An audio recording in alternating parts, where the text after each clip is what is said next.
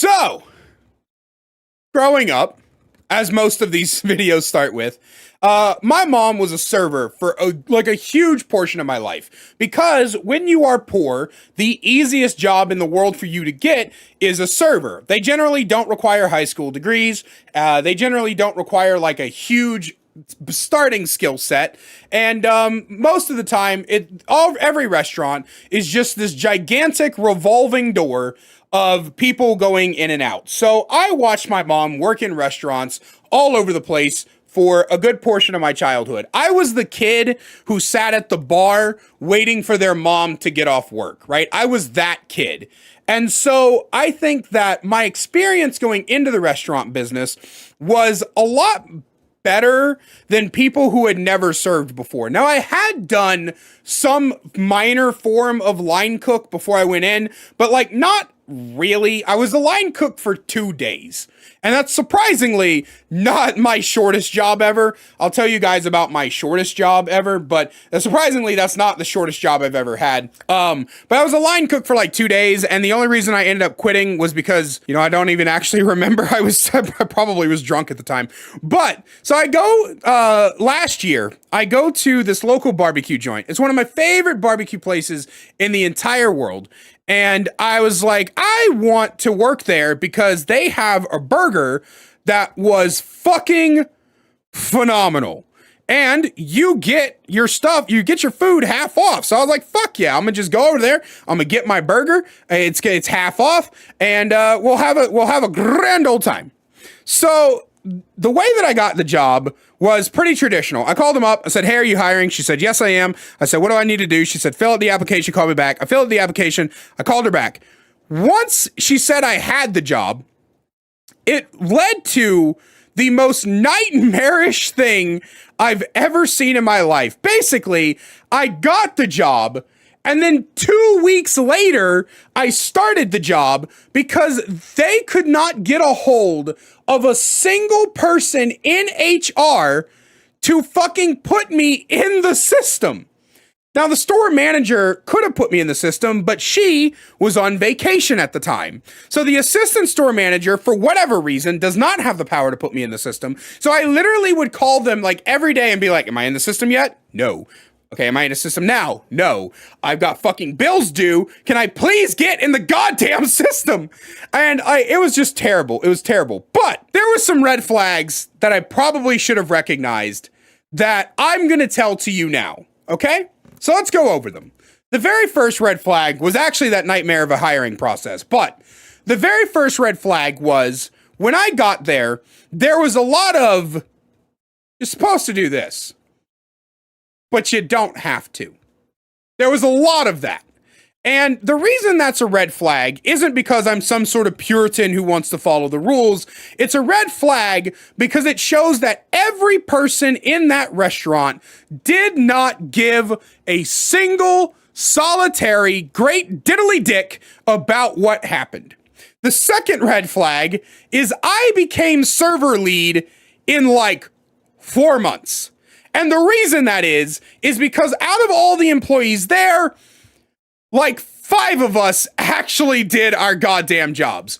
Most people on the staff would do things like go off into the back to smoke 30,000 times, ignore their tables, fuck up orders, not clean their tables. We didn't have busboys. I had several times where I had to be like, hey, go clean your tables.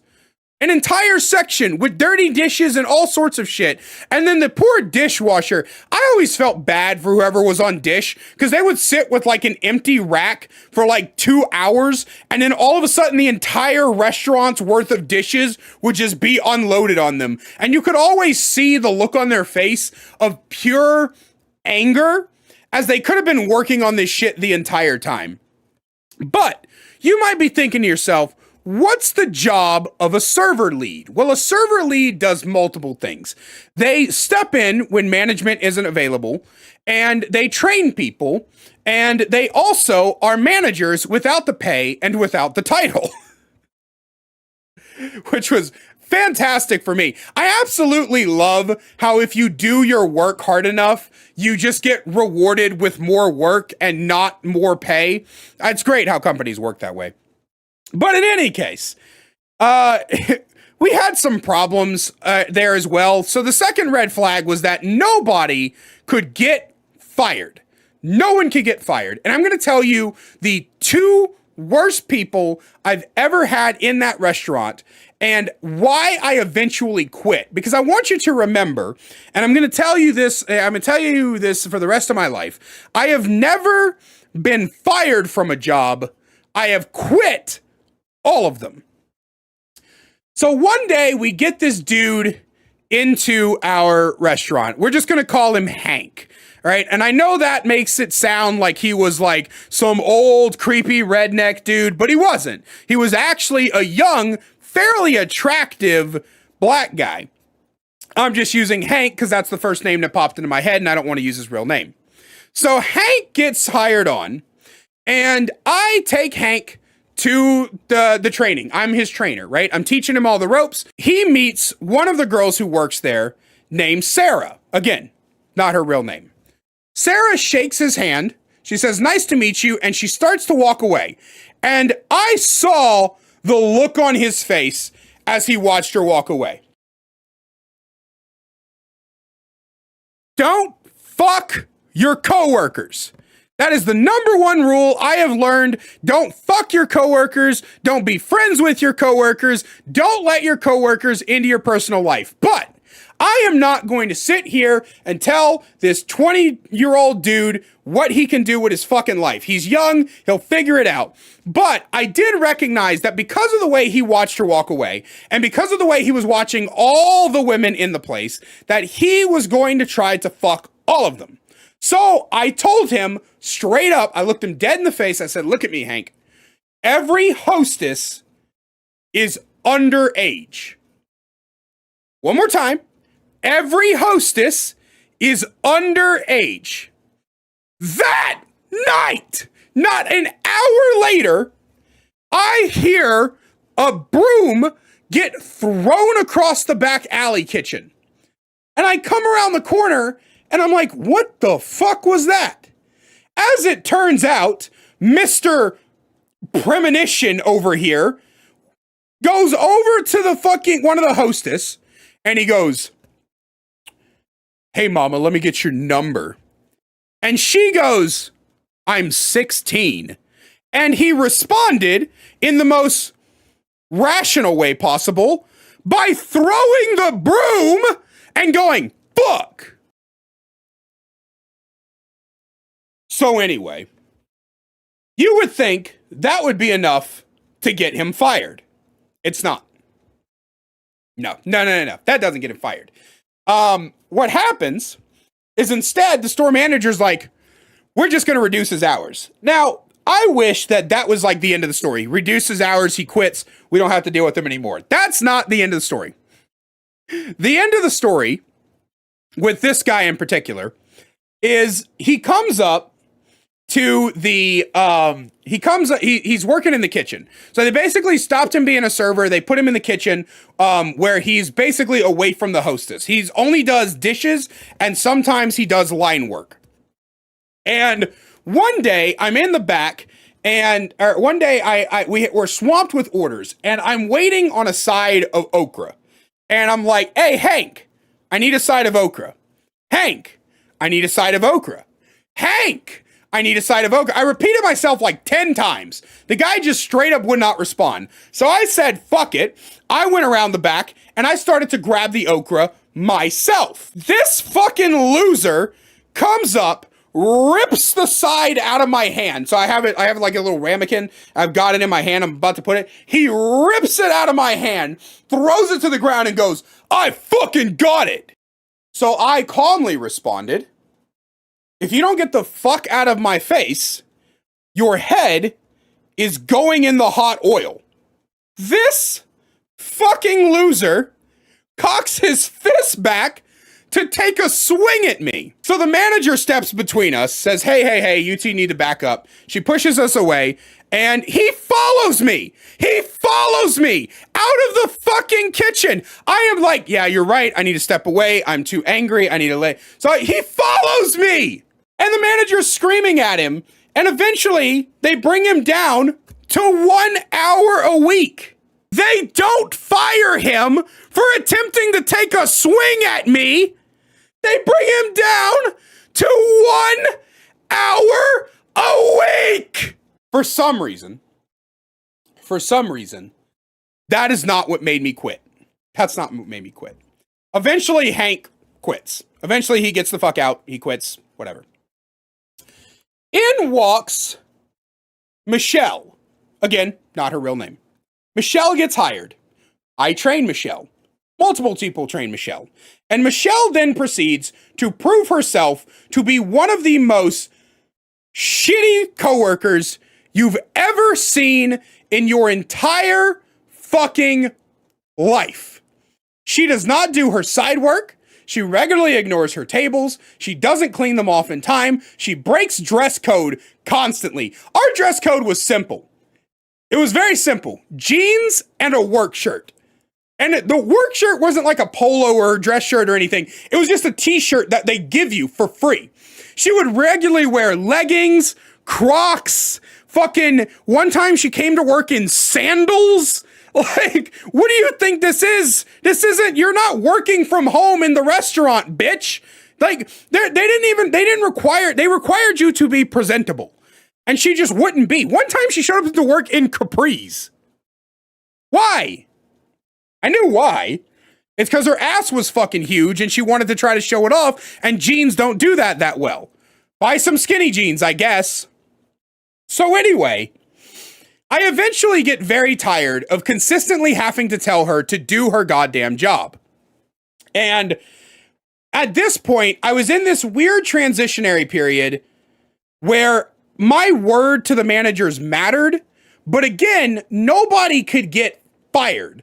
And I wasn't a manager yet. They were training me to be one so that I could actually write people up, because I promise you that I would have written this bitch up every single fucking day until there was enough to get her fired, okay? So I go in one day. This all comes to a head where I go in one day and she is in charge of something called Bev Station, which means she's supposed to restock the ice, she's supposed to restock the tea, she's supposed to make sure that everything in Bev is ready for the night shift.